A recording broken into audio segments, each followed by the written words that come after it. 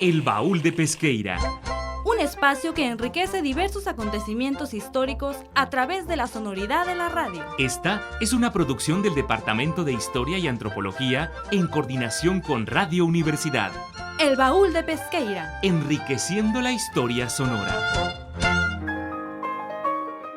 Sean bienvenidos a una edición más de El Baúl de Pesqueira. Agradecemos a Radio Universidad 107.5 FM por el espacio. El día de hoy está con ustedes David López. Les recuerdo que este programa es una producción del Departamento de Historia y Antropología de la Universidad de Sonora. Los invito a seguirnos en nuestras redes sociales. Nos encuentran como El Baúl de Pesqueira en Facebook, Instagram, YouTube, TikTok, Spotify y Apple Podcasts. La temática de hoy es discriminación y racismo en México, y para ello invitamos a la maestra Gabriela Iturralde Nieto para hablarnos al respecto. Para iniciar, les presento la cápsula de Jorge Urías, que lleva por título El racismo en México, las y los afromexicanos en la historia. El racismo en México, las y los afromexicanos en la historia. De acuerdo con los datos recabados por el Censo de Población y Vivienda de 2020, el 2% de la población que reside en México, o sea, 2.576.213 personas, se considera afrodescendiente. Gonzalo Aguirre Beltrán, en su libro La población negra de México, escrito en 1946, afirmaba que por lo menos 250.000 personas de diversos orígenes africanos llegaron a la Nueva España, como resultado del comercio de esclavos que se extendió desde el siglo XV hasta el XIX. En tanto sistema de dominación, el racismo tiene explicaciones históricas, es decir, podemos trazar la genealogía de su surgimiento y desarrollo en distintos contextos. Además, existe una serie de hechos económicos y políticos que explican su reproducción y vigencia. En México, suponemos que los afrodescendientes son una colectividad ajena a nuestra historia, que no está vinculada con nuestra vida, nuestras prácticas, ni con la existencia de nuestra sociedad y nuestra cultura. Sin embargo, esta es una de las primeras grandes falacias. Ni siquiera podemos decir que es un estereotipo. Es simplemente una falacia, es decir, una mentira o engaño, que omite o esconde algo por algún motivo. Diversos estudios históricos han mostrado que entre los siglos XVI y XIX, el territorio de la Nueva España, al igual que el resto de la actual América Latina, recibió un número significativo de personas de origen africano. También deben sumarse los africanos esclavizados que llegaron por medio del contrabando. El comercio de esclavos hacia México se realizó principalmente por la ruta del Océano Atlántico, hacia los puertos de Veracruz y Campeche, aunque estudios recientes también han identificado una ruta a través del Océano Pacífico. Es una idea generalizada que la totalidad de personas de origen africano que llegaron durante el largo periodo colonial fueron esclavizadas y que en su mayoría eran hombres. Ambas ideas son verdades a medias. Por un lado, es verdad que desde el siglo XV se estableció un negocio que lucró con el comercio de personas en condición de esclavización, provenientes de diversas regiones del África subsahariana, a fin de nutrir con su trabajo las empresas coloniales. Sin embargo, también se sabe, como en el caso de los conquistadores afrodescendientes, de personas que lograron su libertad apenas llegaron a América. El racismo ha considerado que los rasgos físicos visibles del cuerpo, como el color de piel, el tipo de pelo y la fisionomía, son la expresión de costumbres particulares y condiciones morales de los grupos humanos, obedeciendo a una lógica de jerarquización entre unas y otras poblaciones. Paradigmáticamente, a las personas afrodescendientes se les atribuyeron rasgos y características que se les consideran indeseables o inferiores. Para el Baúl de Pesqueira, Jorge Urías Zelaya. Buenas tardes, mi nombre es Alejandra Rongel, alumna de la licenciatura en Historia. Hoy me acompaña la maestra Gabriela Iturralde Nieto. Ella es maestra en Antropología Social por la Universidad de Barcelona y es doctorante del posgrado de Antropología de la UNAM. Colabora como investigadora del Programa de Investigación de Afrodescendientes y Diversidad Cultural del INA. Es profesora del Colegio de Estudios Latinoamericanos de la Facultad de Filosofía y Letras de la UNAM. Forma parte de la Red de Investigación Interdisciplinaria sobre Identidades, Racismo y Xenofobia en América Latina del Observatorio de Justicia para Afrodescendientes en Latinoamérica y de la organización Afrodescendencias en México, Investigación e Incidencia AC. Le agradecemos muchísimo por aceptarnos la entrevista. Hola Alejandra, buenas tardes a todas y a todos. Al contrario, gracias a ustedes por la invitación. Pues me gustaría iniciar por la pregunta típica, pero como vamos a hablar de este tema, me parece muy importante que lo abordemos teniendo todos el mismo concepto. La pregunta es, ¿qué es lo que se entiende por racismo? Bueno, sí, me parece que es necesario siempre que tengamos como una línea de base, ¿no? Un acuerdo. Cuando hablamos de racismo, estamos hablando de, así en breves palabras, en una forma de opresión. ¿Qué quiere decir esto? Quiere decir que es un sistema que está compuesto por un conjunto de ideas, de pensamientos, de prejuicios, pero también de prácticas que han justificado la sujeción, la opresión, la inferiorización de un grupo de personas por parte de otros, basados en la idea de que existen unas razas y que hay unas superiores y unas inferiores. Ahí tenemos que tener presente que esta noción es una noción que se desarrolla a lo largo, a partir más o menos del siglo XVIII, y está basado un poco en la creencia de que nuestra apariencia física, es decir, nuestro color de piel o color de la tez, la apariencia de nuestros rasgos faciales, de nuestro tipo de cabello, incluso de nuestra complexión, y también de nuestras prácticas culturales, la conducta, etcétera, están asociados a una diferencia biológica entre las personas, y que esta diferencia biológica nos posicionaría naturalmente en una jerarquía social, en donde hay unas superiores y otras inferiores. Por supuesto, esta creencia plantea que a mayor claridad de la tez estarías en un rango de superioridad, y conforme se va oscureciendo el tono de la piel, en uno de mayor inferioridad. Lo que hay que tener también muy presente aquí es que esta es una creación cultural, una invención del pensamiento, que biológicamente no hay ninguna diferencia entre nosotros. La diferencia entre el tono de la piel es un poco aleatorio, ¿no?, de ciertas condiciones de nuestros genes, pero no indican ninguna diferencia sustantiva entre nosotros, ¿no? Esa es la primera cuestión que es necesario tener presente. Desafortunadamente, sobre esta idea se han creado justamente estos sistemas de justificación de mantener la exclusión, la inferiorización, la minorización, incluso, digamos, hasta el exterminio de algunos grupos sociales. Entonces, para volver un poco a la pregunta, ¿qué es el racismo?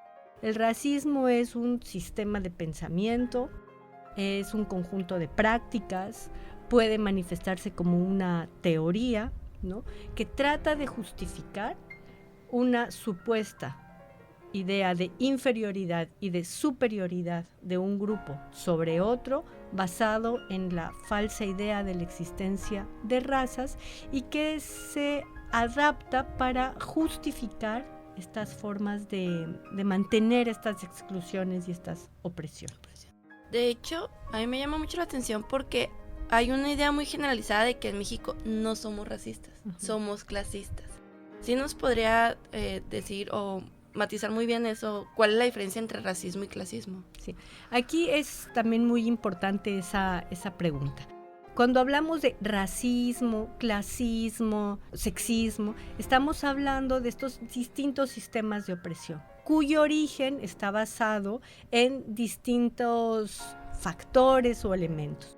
Cuando hablamos del clasismo, nos estamos refiriendo a estas formas de dominación, de opresión, que están basadas en la existencia de una estructura social diferenciada en clases sociales. Y esto se ha asociado a decir, bueno, las diferencias más importantes, para ponerlo un poco en términos sencillos, ¿no? Si las diferencias sociales importantes son a qué clase social perteneces.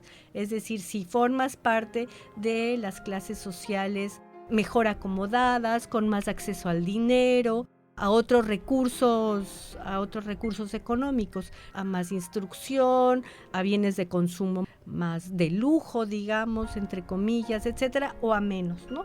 Digo, en una teoría un poco más clásica, es decir, si perteneces a la clase del capital o a la clase trabajadora, ¿no? Digamos, en una mirada mucho más clásica, más del marxismo. Pero se piensa entonces que esto sería el motivo de diferenciación y el motivo de la opresión en la sociedad, el fundamental, ¿no? Entonces, es decir, ¿por qué hay desigualdad en nuestras sociedades? ¿Por qué hay exclusión en nuestras sociedades? Se debe a que hay una desigual distribución de los recursos y quienes más tienen ejercen una opresión y una exclusión sobre quienes menos tienen. Eso sería, digamos, un poco esta noción de clasismo. Y el racismo partiría de la idea, o explicar la desigualdad y la exclusión a partir del racismo, partiría de la idea de que lo que genera estas desigualdades y genera estas exclusiones tiene que ver con lo que se ha llamado una identidad racial. Es decir, que aquellos que pertenecen a un supuesto grupo racial oprimen y inferiorizan y excluyen a quienes pertenecen a otro supuesto grupo racial. Yo pienso que ahí hay una falsa polémica, que no es uno u otro. Para empezar, yo pondría en cuestión la idea de pertenecer a un grupo racial. Pienso que los grupos de población tienen unas características físicas que han sido pensadas como raciales, pero no hay tal diferencia racial. Aunque socialmente se ha considerado así y aunque socialmente se le da peso un poco a la apariencia, no, bueno, un poco, a veces un mucho, a la apariencia y al tono de piel de las personas. ¿Qué pienso yo que nos sirve para comprender cómo se reproducen estas desigualdades? Que están articuladas, que podemos ir viendo cómo están entretejidas, o como se dice ahora, interseccionadas, las distintas opresiones, ¿no? La de la clase social, la de la pertenencia a una clase social, a un grupo social, y a los bienes, derechos y situación que nos permite estar en esa clase social. Lo que hoy también se denomina privilegios. Cómo eso está articulado con la apariencia de las personas, con la tez, o tu color de piel, o tu apariencia física, pero también tu pertenencia a un grupo cultural, ¿no? Lo que llamaríamos, por ejemplo, tu pertenencia étnica. No es lo mismo si tú eres una persona indígena que si no lo eres. Entonces, ¿cómo se van articulando, cómo están engranadas o interseccionadas todos estos aspectos? Entonces, están entrelazados y funcionan en conjunto y se ayudan el uno al otro a reproducirse. Entonces el clasismo está ligado al racismo, ¿no? Y su reproducción está junta, ¿no? No son factores que funcionan de manera separada, sino articulada, y eso me parece que es importante tenerlo presente. Nuestras sociedades, para ir cerrando eso, nuestras sociedades son clasistas o racistas, son ambas, son las dos, y son sexistas, y son etnicistas, y machistas, exactamente. Ajá, ¿no? sí, Exacto. todo lo que termina en istas. ¿Cuáles son las expresiones de racismo en México? ¿O las más marcadas? Creo que hay muchas. Creo que es importante pensar, justamente referido al anterior, cómo está articulado, quiénes son las personas que experimentan y padecen las mayores exclusiones en nuestro país. En general, de manera muy general, podemos pensar que son los pueblos indígenas, las personas afrodescendientes, fundamentalmente, ¿no? Entonces, las estadísticas no nos dejan mentir. Podríamos decir, ahí hay distintos motivos. Uno de ellos tiene que ver con un racismo de larga data que ha impedido una inserción o una inclusión y un ejercicio de los derechos de estos grupos de población, por ejemplo. Esto me parece que es una forma muy fuerte y radical de expresión del racismo. Luego tenemos otras formas de expresión como más sutiles, más cotidianas, frases, dichos, bromitas que hacemos a veces. No sé si ustedes aquí en esta región del país lo usan, pero la idea de mejorar la raza, por ejemplo, que te dice la tía o la abuelita, oye, mija, no te cases con este, sino mejor con este otro para mejorar la raza. O ideas, por ejemplo, que no te convierten en un racista, pero sí que nos indican que tenemos incorporados unos estereotipos, por ejemplo, sobre la belleza. Tiene que ver cuando nace un bebecito, ¿no? Y dicen, ay, qué bonito, nació güerito el bebé, qué bueno nació güerito. Dicen, ay, sí está chistoso el bebé cuando está morenito, ¿no? Dice, ay, ojalá no salga como el papá, porque pues el papá está morenito. Entonces, allí no es que las personas que lo digan sean racistas, pero hay un pensamiento que asocia la belleza, que asocia una mejor condición de las personas a su apariencia física, ¿no? Y ligada a esta, a tener la tez más clara o los ojos de color, o etcétera, ¿no? O sea, entonces tenemos un amplio rango de prácticas.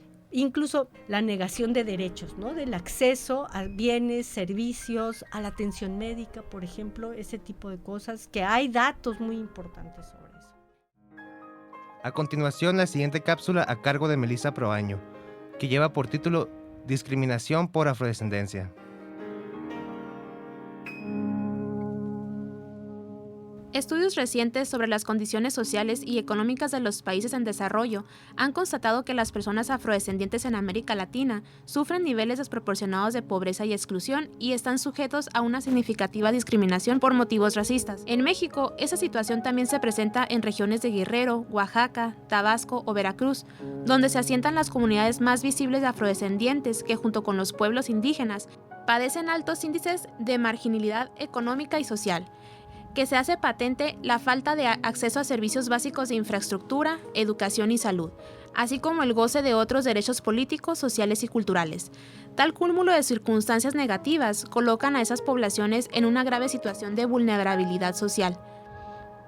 Formalmente, ni México ni ningún otro régimen democrático tiene leyes o políticas públicas que expresamente nieguen a la población afrodescendiente el ejercicio de algún derecho o el acceso a programas sociales. Al contrario, un importante número de textos constitucionales en América Latina, México incluido, reconocen el carácter multiétnico y pluricultural de la nación, que otorga el goce de derechos diferenciados. Sin embargo, el racismo y la discriminación racial están presentes en distintas esferas de la sociedad. Muchas veces, el acceso inequitativo a la justicia y la igualdad son resultado de un histórico desdén hacia los grupos cultural o fenotípicamente diferenciados. Un problema que afecta gravemente la vida y el desarrollo pleno de las comunidades, grupos e individuos afrodescendientes es el maltrato, la exclusión y la discriminación de la que son sujetos por motivos racistas, y el caso de México no es una excepción.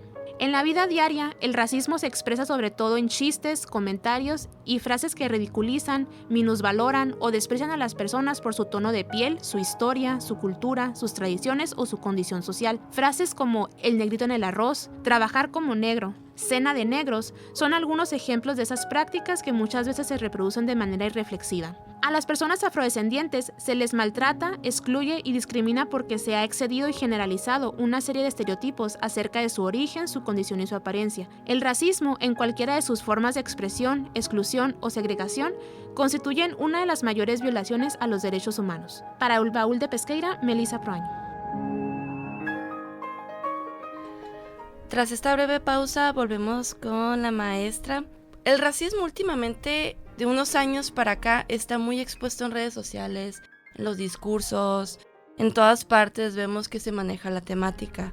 ¿Cuál cree que ha sido el impacto en la sociedad de que haya esta apertura a hablar sobre el racismo? Pienso que tiene un impacto muy positivo. Es siempre necesario que podamos tener los temas sobre la mesa para atenderlos y trabajar sobre ellos. Y en un tema como el racismo, sobre el que no se había hablado en México, sobre el que había una suerte de negación, es fundamental que la sociedad pueda tenerlo presente y que lo podamos ir comprendiendo, pensando en soluciones y denunciándolo, ¿no? Eso es muy importante. Entonces yo creo que, como se dice ahora, esta conversación en las redes sociales, que a veces se exacerba, que a veces genera posiciones encontradas, que otras veces genera hasta un poco de malestar, creo que es necesario. O sea, creo que para la sociedad es muy importante poner y hablar abiertamente sobre los temas que generan violencia, sobre todo, ¿no? Que lastiman a la sociedad, que han lastimado históricamente a la sociedad de distintas maneras. Creo que es la única forma que tenemos para poder construir una sociedad mejor, ¿no? En donde podamos ir inventándonos manera de desarticular estos problemas. Entonces, ¿considera que se ha generado un cambio sustancial a partir de la apertura de estos temas? Yo creo que sí es mejor ahora que antes, sí lo pienso. No creo que negar una realidad no sirva para nada, ¿no? Al contrario, creo que sí se ha generado un cambio que tenemos que observar hacia dónde se dirige, cómo nos insertamos en él, pero sí, por supuesto que se ha generado un cambio. Sí, porque principalmente siento que también al poder acceder y ver estos temas, uno mismo hace el trabajo de introspección de las cosas mínimas que uno hace, que está perpetuando estas ideas. También me gustaría, como historiadores, como antropólogos, ¿qué cree que podamos aportar al tema o qué podemos generar que podamos suscitar un cambio? Fíjate, esto es como muy importante y es que estamos en un espacio universitario, ¿no? Una de mis convicciones en el trabajo es justamente que nuestro trabajo como científicos sociales, científicas sociales, humanistas, etcétera, es la posibilidad de ligar, ¿no? De vincular nuestro trabajo académico, de investigación, de docencia, etcétera, con la transformación social. No me gusta la idea del conocimiento puesto en una burbuja solo para entendidos y que se quede ahí, ¿no? Pienso que tenemos una responsabilidad y quienes estamos en las universidades públicas más todavía, porque pues nos paga el erario nacional, ¿no? A los maestros, a los servidores públicos, a los estudiantes. Entonces me parece que eso es muy importante, que podamos trabajar para transformar la realidad. ¿Qué podemos hacer? Nuestros conocimientos, nuestros aprendizajes, devolverlos a la sociedad, en la docencia, en la producción de conocimientos, en la creación y en la producción de conocimientos que pongan en justicia, que pongan en valor, por ejemplo, las contribuciones de las poblaciones afrodescendientes, que construyan unas miradas distintas a las construidas sobre los pueblos indígenas, que denuncien también, ¿no? En nuestros trabajos podemos construir sin hacer panfletos, podemos dar a conocer las injusticias que han sido cometidas, los malos tratos que se han hecho. Por ejemplo, ustedes aquí en Sonora, ¿no? Los trabajos de denuncia sobre la violencia hacia la comunidad china en el episodio aquí en Sonora en contra de las comunidades chinas, o por ejemplo toda la documentación que se ha ido haciendo sobre la guerra del Yaqui, etcétera, generando unas miradas y unos conocimientos que no reproduzcan los estereotipos, sino que los pongan en cuestión y que nos sirvan para reflexionar sobre ellos, ¿no? Entonces, historiadores, tenemos esa posibilidad, y desde la antropología esta disciplina nos brinda herramientas para comprender cómo se dan las dinámicas sociales, cómo se dan las interacciones sociales. Y esa mirada nos permite también pensar en alternativas de desarticulación de estos fenómenos. Entonces, en las mismas interacciones, cómo estas se pueden transformar. Generar trabajos a la divulgación, porque, o sea, mientras se queden en papel no va a generar un cambio. Pues le agradecemos mucho, maestra, por habernos brindado su tiempo para esta entrevista. Ojalá más adelante podamos repetirlo otra vez y pues ahondar más en el tema. Muchas gracias, ha sido un placer para mí. A continuación, la cartelera de eventos de esta semana. El Museo de Arte de Sonora, Musas, invita a la comunidad a participar en las actividades del Cine Club. Todos los miércoles a las 6 de la tarde habrá función y discusión en las instalaciones del museo. También Musas nos espera para disfrutar de su bazar de verano, en el que podremos encontrar arte, comida, artesanías, música, libros, objetos de colección y ropa. El bazar se organizará todos los domingos de agosto de 4 a 8 de la noche en el edificio de Musas, ubicado en el Boulevard Agustín de Vildósola a la altura de Galerías. El Instituto Sonorense de Cultura nos reitera que aún hay tiempo para participar en el concurso del Libro Sonorense 2023. El tema es libre, para todos los géneros: cuento, novela, poesía, ensayo, crónica y dramaturgia, con una extensión que varía de las 80 a las 150 cuartillas. La convocatoria cierra este 16 de agosto. Para más información, consultar la página convocatoriasculturales.sonora.gov.mx. La Casa de la Cultura convoca a las y los hermosillenses a integrarse a los distintos talleres artísticos que organizará de septiembre a diciembre de este año. Los talleres son de artes plásticas, danza, fotografía, literatura, música y teatro, todos en horario vespertino.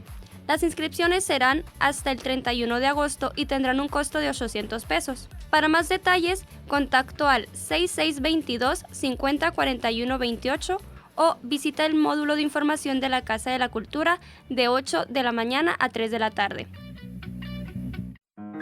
Esto es todo por hoy.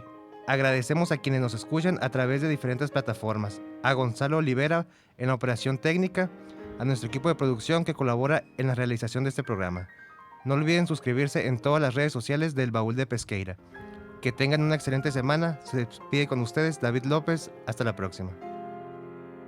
Por hoy, el Baúl de Pesqueira ha cerrado un programa más. Te invitamos a escuchar un encuentro entre el pasado y el presente de Sonora en la próxima emisión. Esta fue una producción del Departamento de Historia y Antropología en coordinación con Radio Universidad. El Baúl de Pesqueira. Enriqueciendo la historia sonora.